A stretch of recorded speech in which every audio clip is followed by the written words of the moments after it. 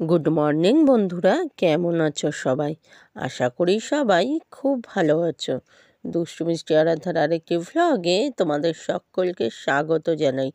দূরের বন্ধু, কাছের বন্ধু, সবার জন্য রইল অনেক অনেক অনেক ভালোবাসা। আজ সোমবার, প্রত্যেক দিনের মতোই আজকেও সকাল থেকে আমি কিন্তু আমার ব্লগটা স্টার্ট করলাম। এখন বানাচ্ছি বরবটি আলু ভাজা। মা মাছের ঝোল করে রেখে গেছে, আমি বানাবো শুধু বরবটি আলু ভাজা আর ভাত। আর সকালের ব্রেকফাস্টে করেছিলাম পরোটা আর আলুর তরকারি, সেটা তোমাদের সাথে শেয়ার করা হয়নি। তোমরা তো জানোই যে আরাধ্যা ক্যামেরা আমাকে ধরে দিতে পারে না। আর ঘরেও সেরকম কেউ নেই, একা হাতেই ধরে ধরে করতে হয়। স্ট্যান্ড আছে, কিন্তু কি বলো তো, স্ট্যান্ড সারাদিন কত জায়গায় নিয়ে নিয়ে দৌড়বো, তাই না? রান্নাঘর, ঘর, বারান্দা, কত জায়গায় নিয়ে দৌড়বো। এক জায়গায় যদি দাঁড়িয়ে কোনো কাজ হয় তাহলে স্ট্যান্ড দিয়ে চলো, ঠিক আছে, কিন্তু আমাদের তো সারাদিনের জীবনযাত্রাটা শেয়ার করতে হয়। এবার বলো, চতুর্দিকে যে তাড়াহুড়ো করে কাজ করি, কত জায়গায় স্ট্যান্ড নিয়ে নিয়ে দৌড়বো, তাই না? তো যার জন্য ওই ফোনটাকে হাতে নিয়ে নিয়ে কাজ করতে হয়। এক হাতে ফোন ধরা থাকে আর এক হাত দিয়েই কাজ করি। আমার মতো অনেকেই করো, এটা আমি জানি। তো তারা বুঝবে যে কতখানি প্রবলেম হয়ে যায়। অনেক সময় ফোন অন করার কথা মনেই থাকে না, তো অনেক কিছু শেয়ারও করা হয়ে ওঠে না। উম, তো সেই জন্যই বলি যে যারা ভিডিওটা দেখছো তারা না বসে বসে দেখতে হবে না, কারণ আমি যেরকম সারাদিন ব্যস্ত থাকি, প্রত্যেকটা মানুষই সেই রকম ব্যস্ত থাকে, আর এটা আমি বুঝি। আর আমাদের এই ওয়াইটির জার্নিটা কিন্তু খুবই কঠিন, তাই না? যারা যারা ওয়াইটির সাথে যুক্ত আছে তারা বুঝতে পারবে কতটা কঠিন। বাকিরা যারা করে না বা বোঝে না, তারা কখনো বোঝার চেষ্টাও করবে না এটা। অনেক সময় অনেক রকম কথা শুনতে হয়। কাজের ফাঁকে ফাঁকে তুমি ভিডিও চালিয়ে রাখবে, তাতেও শুনতে হয় যে সারাদিন ফোন নিয়ে পড়ে থাকে, তাহলে সংসারের কাজ করবে কখন, বাচ্চাকে দেখবে কখন। যাই হোক, এগুলো এখন হাসির মতো শোনায়, প্রথম প্রথম খুব খারাপ লাগতো, এখন হাসি পায় এগুলো শুনলে। এগুলো আমার থেকেও হয়তো অনেকেই আছে যাদেরকে অনেক অনেক বেশি পরিমাণে এগুলো শুনতে হয়। তারা হয়তো এগুলো ভেবেই দেখে না বা বোঝার চেষ্টাই করে না যে কাজের ফাঁকে ফাঁকে এই কাজটা করতেও কিন্তু অনেকটা খাটনি হয়। কোথাও বাইরে কাজে গেলে সেখানে কি বসিয়ে রাখবে? সেখানেও তো প্রচুর খাটায়, তাই না? তো এই কাজটাতেও কিন্তু অনেক খাটনি আছে। হয়তো শরীরের খাটনি নেই, কিন্তু মাথায় কিন্তু প্রচুর প্রেশার পড়ে।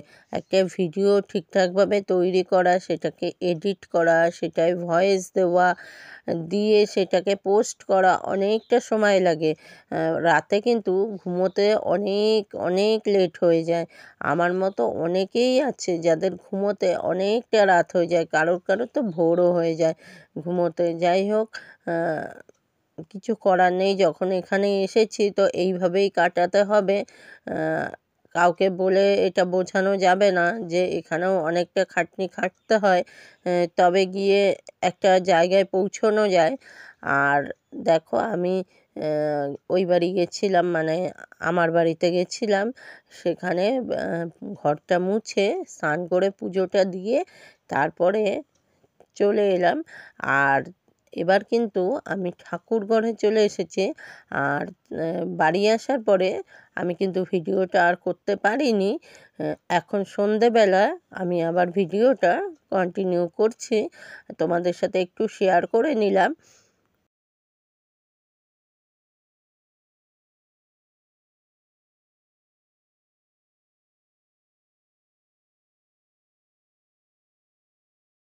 সন্ধে দিয়ে আমি কিন্তু ঘরটা একটু মুছে নিলাম, আর বাসন কটাও মেজে রাখলাম।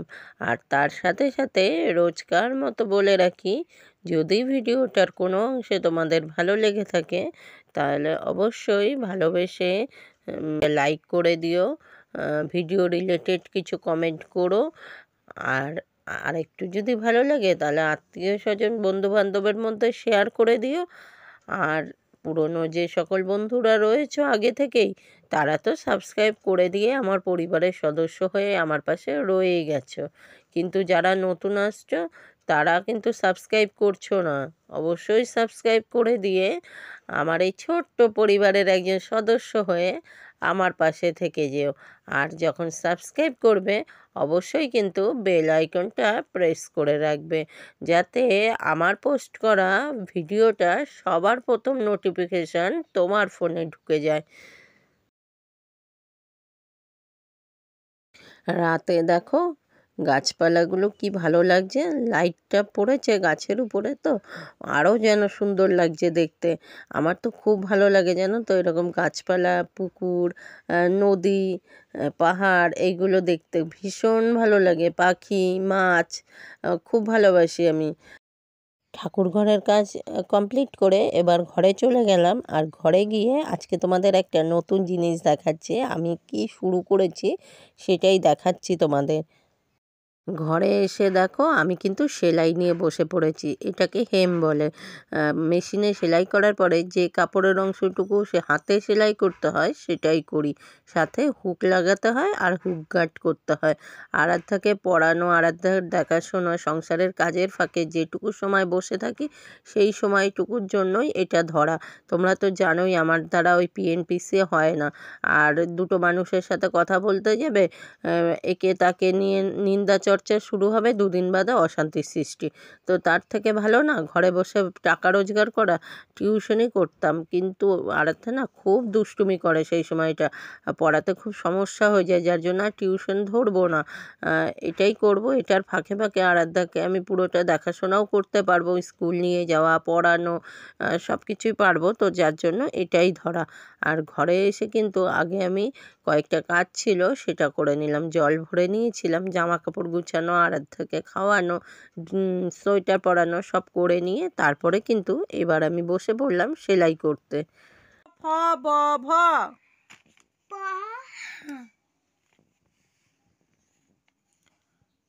আমার আলুটা চোখে যায়। প ফ ফ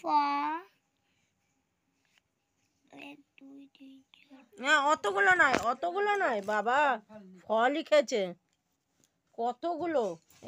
তোমাকে আর কাজ করতে হবে না, আমি বসে বসে থাকবো। এই যে ফ, ফ কিরকম,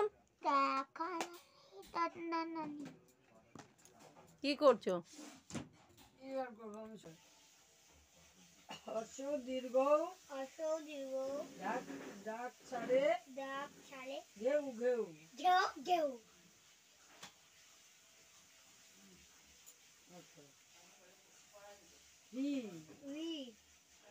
ঘন ঘন ঘ দন্তন্য ঘন মেঘ ময়কারে মেঘ গ, এইদিকে থাকো নাহলে কি করে মুখস্থ রাখবা তুমি। ঘ মেঘ, ওখানে দরজাটা দিয়ে দিত তাহলে। মেঘ বলে, ব লয় কালে বলে, দিন দরশ্রী দন্তন্য দিন, বড় ব দর্শনরা দর্শনরা ওকার বড় বিশ্রী। আরাধ্যার পড়া কিন্তু শেষ। এবার আমার মা আমাকে আজকে একটু খাইয়ে দিতে বসেছে। আমি তো সেলাই করছিলাম, আর মালগুলো দেখতেই পেলে একদম হালকা কালারের। তো যদি একা হাতে খেতে খেতে সেলাইটা করি, আর দাদা বৌদি দুজনে করেছিল কড়াইশুঁটির কচুরি আর আলুর দম, ঠান্ডা হয়ে গেলে একদমই ভালো লাগবে না খেতে। আর আমার একটু সেলাই বাকি ছিল, সেটাই করছিলাম বলে মা বলল যে মা খাইয়ে দেবে, তাই মাই খাইয়ে দিচ্ছিল আর আমি ওইদিকে সেলাই করছিলাম। তো চলো ভিডিওটা আর বড় করব না, এখানেই শেষ করছি। সবাই ভালো থেকো, সুস্থ থেকো, সাবধানে থেকো। ফিরে আসছি নতুন কোনো দিনে নতুন কোনো ব্লগ নিয়ে। এতটা সময় জুড়ে আমার সাথে থাকার জন্য সবাইকে অনেক অনেক অনেক ভালোবাসা। আজকের মতো টাটা।